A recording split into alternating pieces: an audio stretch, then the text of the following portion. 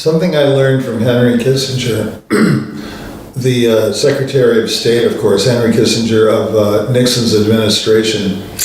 I met him at a memorial service that I was asked to play for in New York City when William Saroyan, the great playwright, he's Armenian, of course, he lived in Fresno, one of the most fantastic playwrights of all time, I think.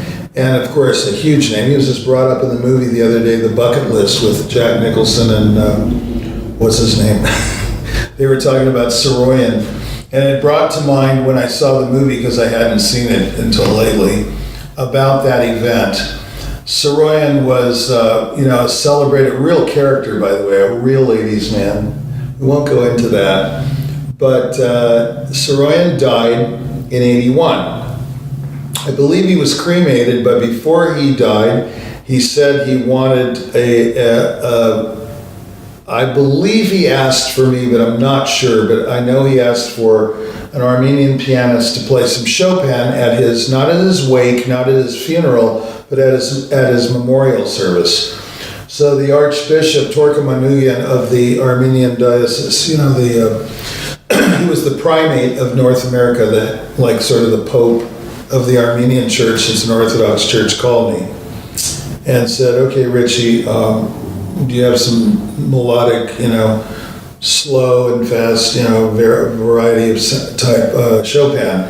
I said, "Yeah, I'll play a nocturne." I ended up playing Opus 27, number 1, the C-sharp minor one, which, interestingly enough, people think that Chopin didn't write. A lot of people think it was a student of his that wrote that C-sharp minor nocturne, theorists and whatnot. But anyway, I'm getting off the subject, aren't I? So I go to the church, I try the piano, I walk out, and lo and behold, I see the whole 60 Minutes crew there, Harry Reasoner and Mike Wallace and Ed Bradley and all these guys. I think Ed Bradley was there, but they were all there. I see Arlene Francis and all these superstar, I think even Bennett Cerf was there. I think he was, but I can't remember. But, What's My Line and Dorothy Kilgallen, all these people rolled into one.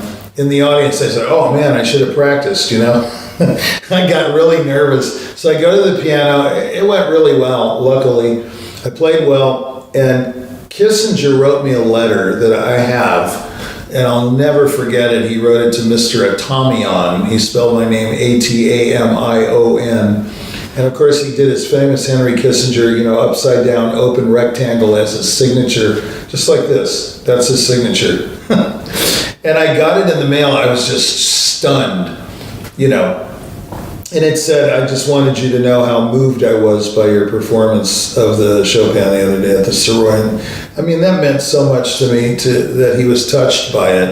And I got lots of letters and accolades like that during my career, but that one was quite, made an impression on me.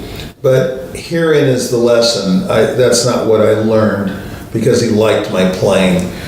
So later, maybe a year or so later, a few years later, I was going to Frida Roth's office, who was my mentor at the time. Claudia Arau was my mentor, his secretary. She was a very tough, difficult woman. And I was going up to see Frida. "Oh, the maestro's not available," all this nonsense. I said, "Well, look, I might not be available," So Arau never acted like that. He was very humble. And he'd always, you would play for him like Ondine, and he'd go, "How do you play it like that? How do you play?" So anyway, this is a long story, but I'll try to cut it short. So Arau was my mentor. I went for lessons. They didn't end up being lessons, but I always had to clear them with Frida Roth.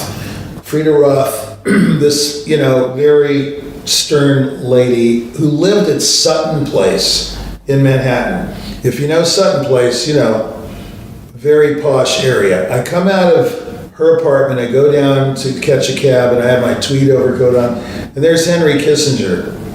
And, we talked, and, he had been to some performances of mine, and I said, "Mr. Kissinger, why is classical music so political? Why is it so political? Of all things, why is my industry political?" He just laughed. He said, well, all you have to do is go to any local university and you'll see politics at its worst. That's my Israeli accent imitation of Kissinger. But anyway, I learned so much from that. He said to me something that I didn't even know what he was talking about until I was artist in residence at Michigan, University of Michigan in Ann Arbor. And boy, did I see his face and his voice ringing in my ears every day I was there for those 5 years. He's totally right. If you want to learn about being political or politics, just go to any local university or college or school and you'll be in the hotbed, a beehive of politics. That's what I learned from Henry Kissinger, and it stuck with me forever, that we're all political. Here's the axiom. Here's the learning situation. We're all political. We align each other, we align ourselves with people who think like we do. That's being political. When we make friends, we try to find people who think alike, like us. We don't necessarily do what Lincoln did, which was he lined his cabinet with people who opposed him. He didn't want people who were like-minded to him because he wanted to get feedback. He wanted original thought. He wanted ideas about how to run the country. So there you go. You're either political or you're Abraham Lincoln. That's it.